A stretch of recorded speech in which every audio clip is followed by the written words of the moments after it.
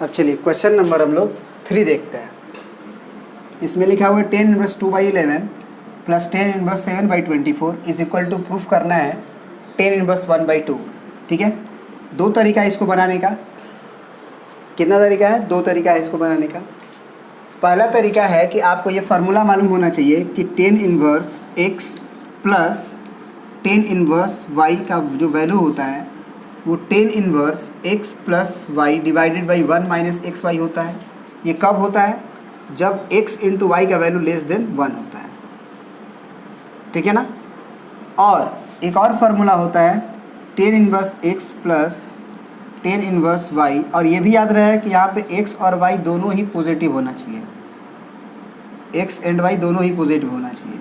और इसी का फार्मूला होता है pi plus 10 inverse x plus y divided by 1 minus x into y, और ये तब होता है जब x y ग्रेटर देन 1 होता है और साथ ही साथ x एंड y दोनों ग्रेटर देन 0 होना चाहिए। और ये दोनों फार्मूला को याद रखने का आपको तरीका भी बताए हुए हैं कि आप कैसे उसको यूटिलाइज़ कीजिएगा तो याद रहेगा। तो इस पर हम समय नहीं देंगे, डायरेक्ट काम करेंगे, है ना। ये सब फार्मूलाज जितने भी हैं ये सब बाद में भूलते हैं, तो हम ज़रूर इसके कुछ पिछला लिंक दे देंगे जिससे ये आपको ये क्लियरिफाई हो जाएगा कि ये फार्मूलाज को जितने भी बड़े बड़े फार्मूला हैं, sine inverse x plus sine inverse y, cos inverse x plus cos inverse y, 10 inverse x plus 10 inverse y या 10 inverse x minus 10 inverse y and so on, बहुत सारा, उसमें विथ कंडीशन एक प्रॉपर फार्मूला होता है with condition. वो condition बच्चों को याद नहीं हो पाता है, तो उसका एकदम ऐसा तरीका बताया गया है आपको जिससे आपको वो हमेशा ज़िंदगी भर याद रहेगा। ठीक है ना। तो ये बताए हुए थे हम। तो आप यहाँ देख लीजिए x इंटू वाई का वैल्यू, तो x इंटू वाई बराबर क्या है? तो x का वैल्यू ये मानो, y का ये वैल्यू मानो, क्योंकि यही x पहला है और पहला दूसरा y है। तो 2/11 इंटू 7/24 12, तो निश्चित रूप से 7 अगर 11/20 है तो ये x y का वैल्यू लेस देन 1 है, तो पहला फार्मूला काम चल जाएगा। ठीक है ना। तो अब पहला फार्मूला से अगर काम चल जाएगा तो बस काम चला लेंगे। ठीक है। तो क्या हो जाएगा? डायरेक्ट हम क्या लिख सकते हैं? 10 inverse x plus y divided by 1 minus x into y. तो अब देख लेते हैं 10 इनवर्स ऑफ x के जगह पे 2/11 प्लस y के जगह पे 7/24 और 1 माइनस एक्स के जगह पे 2/11 इंटू वाई के जगह पे 7/24। ठीक है। तो यहाँ से आएगा 10 इनवर्स ऑफ एलसीएम हो जाएगा आपका 11 इंटू 24 का गुना 2 में होगा तो 48, और प्लस 7 का गुना 11 में होगा तो 11 7 जा 77 डिवाइडेड बाई 11 इंटू 24 करना होगा और वो 1 में गुना होगा तो 11 चौके 44 और 11 दूना 22 और 4 26 है ना, और माइनस 7 दूना के 14 डिवाइडेड बाई 11 इंटू 24। ये इससे कट जाएगा तो कितना आएगा वैल्यू? तो 10 इनवर्स ऑफ 8 और 7 15 और 7 4 11 1 12 और नीचे हो गया 4 में से 4 गया 0, 6 में से 1 गया 5 है ना, और 2, तो 125/250 है तो 1/2 हो जाएगा। और यही आपको प्रूफ करना था 10 इनवर्स 1/2। इसी का मेथड 2 क्या था कि आप ये भूल जाइए कि आपको कोई फार्मूला भी पता है, आप ये भूल जाइए कि आपको फार्मूला भी कोई पता है। ठीक है ना। अब मेथड 2 से बनाते हैं, इसको प्रिंट आउट कर लीजिए। यानी कि जब आपको कंडीशंस नहीं याद रहे तो आप इस प्रोसीजर को फॉलो कर सकते हैं, मेथड 2 को फॉलो कर सकते हैं। मतलब जो फार्मूला होता है ना विथ कंडीशन, वो नहीं याद हो तब। ये एक क्या है? एंगल है ना, तो इस एंगल को θ1 मान लीजिए, ये भी एक एंगल है इसे θ2 मान लीजिए, और ये भी एक एंगल है इसे θ3 मान लो। ठीक है। तो अब जो है आप ये कह सकते हो, या फिर ये तो लाना ही है ना, तो इसको आप चलो हाँ k मान लो। k का वैल्यू आपको आइडेंटिफाई करना है, तो θ1 प्लस θ2 का वैल्यू आपको k दिया हुआ है। आप माने क्या हुआ हो, क्या हुए हो, वेयर θ1 बराबर 10 inverse 2/11 and 10 inverse 7/24 is equal to θ2। यानी यहाँ पे लिख लो θ2 बराबर 10 इनवर्स 7/24। ठीक है। अब ज़रा सोचो कि यहाँ से अगर हम इस टेन इनवर्स को इधर भेजें तो आपको पता है कि थीटा 1 के लिए अगर ये आर्गूमेंट पॉजिटिव है तो जानते हैं आप कि टेन इनवर्स का आर्गूमेंट या कोई भी इनवर्स ट्रिग्नोमेट्रिकल का आर्गूमेंट अगर पॉजिटिव होता है तो उसका एंगल 0 से π/2 के बीच में होता है। तो ये तो क्लियर हो गया कि थीटा 1 कभी भी होगा तो वो किसके किसके बीच में होगा, 0 और π/2 के बीच में होगा, और थीटा 2 भी 0 और π/2 के बीच में होगा। यहाँ से अगर हम पूछें कि टेन थीटा 1 कितना होगा तो आप बोलिएगा 2/11 बोलिएगा ना। फिर यहाँ से हम पूछे कि टेन थीटा 2 क्या होगा तो आप बोलिएगा 7/24। ठीक है। अब ज़रा सोचिए कि अगर हमको एक थीटा 1 प्लस थीटा 2 बराबर एक वैल्यू के दिया हुआ है ना, तो टेकिंग बोथ साइड 10 ये काम हम कर सकते हैं हमेशा, क्योंकि एक एंगल में 10 तो हम दोनों तरफ ले ही सकते हैं। टेकिंग बोथ साइड 10, तो अगर दोनों साइड अगर हम 10 लेंगे तो ये आएगा 10 of theta 1 plus theta 2 is equal to 10 of K आएगा। अब यहाँ से हम पूछेंगे कि इसका फार्मूला कितना हो जाएगा, तो आप बोलिएगा कि टेन थीटा 1 प्लस थीटा 2 का फार्मूला सर ये होता है tan theta 1 plus tan theta 2 divided by 1 minus tan theta 1 into theta 2, tan theta 2 is equal to 10 of K. अब टेन थीटा 1 का वैल्यू आप निकाले हुए हो 2/11 प्लस टेन थीटा 2 का वैल्यू आप निकाले हुए हो 7/24 डिवाइडेड बाई 1 माइनस 2/11 into 7/24 is equal to 10 of K है। ऊपर का एलसीएम कहानी वही आएगा आपका, ये कैलकुलेशन आप कर चुके हो पिछले क्लास में। तो ये कैलकुलेशन कितना आता है, ऊपर आता है 125 और नीचे आता है 250, यानी कि कट क्या आता है 1/2 10 ऑफ के। तो आप ये देखो कि 10 ऑफ के अगर 1/2 आ रहा है, 10 ऑफ के अगर 1/2 आ रहा है तो निश्चित रूप से आप दोनों तरफ 10 इनवर्स ले सकते हो, या फिर आप 10 इनवर्स भी ले सकते हो, या फिर इस 10 को उधर भेज दो तो के बराबर आपका क्या आ जाएगा 10 इनवर्स 1/2, क्योंकि ये तो आप जानते हो ना कि एक पॉजिटिव नंबर है, तो ये पॉजिटिव नंबर है। हाँ, के का वैल्यू आपको पता होना चाहिए कि किसके किसके बीच में होता है, 0 और π/2 के बीच में होगा। माइनस π/2 और 0 नहीं बोल सकते क्योंकि ये के पॉजिटिव है। ठीक है ना। चलिए, तो आपका ये के आया और के यही प्रूफ करना था 10 इनवर्स 1/2, तो ये प्रूफ हो गया है ना, is equal to RHS proved. ठीक है, ये प्रूफ हो गया। अब क्वेश्चन नंबर 4 को ज़रा देखते हैं कि क्वेश्चन नंबर 4 को कैसे बनाएंगे। यहाँ फार्मूला फेल कर सकता है क्योंकि वहाँ पे 2 के साथ मल्टीप्लाई है 10 इनवर्स 1, 2 के साथ मल्टीप्लाई है 10 इनवर्स 1/2। तो आप तो 10 inverse x plus 10 inverse y का ना फार्मूला पढ़े हो, तो अब आप क्या करोगे, सोचो। इसको बनाने का 2 तरीका है। अगर ये बात सही है तो ये भी बात सही है कि 10 इनवर्स 1/2 को आप प्रूफ कर दो 10 इनवर्स 31/17 माइनस 10 इनवर्स 1/7। और आपको बताए हुए हैं कि अगर x भी पॉजिटिव माने ये भी पॉजिटिव, y भी पॉजिटिव, तो 10 inverse x minus 10 inverse y में मात्र एक फार्मूला होता है। क्यों? क्योंकि माइनस वाला का रेंज मैक्सिमम माइनस π/2 से π/2 जाता है और उसे अकेला 10 इनवर्स मैनेज कर लेता है। ये आप तभी, ये जो अभी हम बोले बात, ये आप तभी समझ सकते हो जब आप डेरिवेशन समझे होगे मेरे थ्योरी से कि हर एक का फार्मूला हमने कैसे प्रूफ किया विथ कंडीशन। ठीक है ना, तो उसको समझ लो, नहीं तो एक और मेथड से बताएंगे इसे। तो 10 inverse x minus y divided by 1 plus x into y. इसमें बस ये याद रखना है कि x और y दोनों पॉजिटिव होना चाहिए। ठीक है, तो अब ये प्रूफ करना हो या we have to proof this, क्योंकि ये प्रूफ हो जाएगा तो फिर हम ये 10 इनवर्स 1/7 को LHS में खींच लेंगे, है कि नहीं। चलिए करते हैं, स्टार्ट करते हैं।